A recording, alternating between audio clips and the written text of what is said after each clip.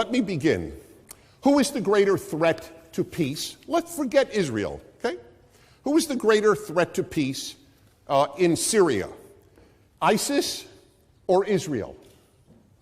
Who is the greater threat to peace in Lebanon? Hezbollah or Israel? Who is the greater threat to peace in Egypt?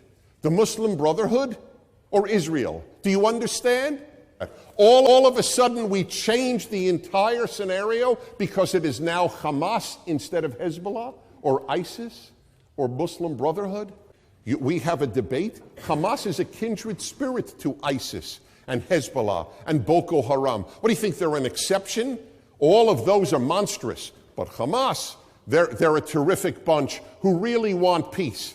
If it only weren't for settlements. There were no settlements prior to 1967. Why wasn't there peace? Israel would dismantle the settlements for real peace in a moment because the Israeli people are much more interested in sending their kids to college and in having a peaceful life and in making a good living and inventing more medical and technological devices than they are in fighting wars. This would be the first free state in history to prefer war to peace.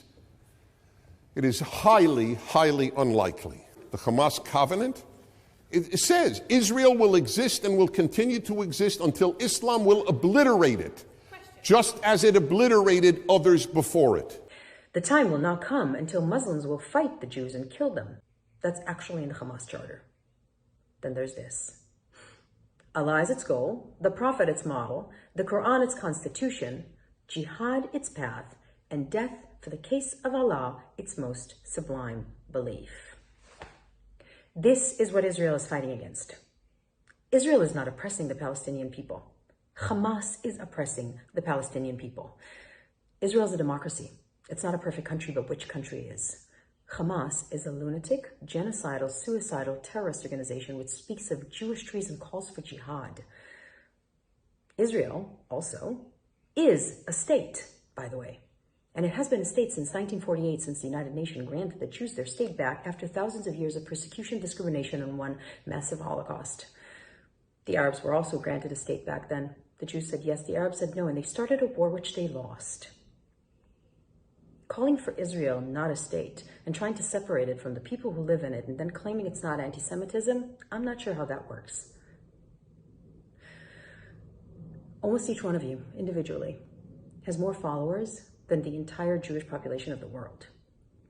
Your misguided, misinformed posts and tweets are causing blatant anti-Semitism and costing human lives. Memes cannot replace morals. Not anymore. Please stop it. Please. To peace. Shalom. Salam. Thank you.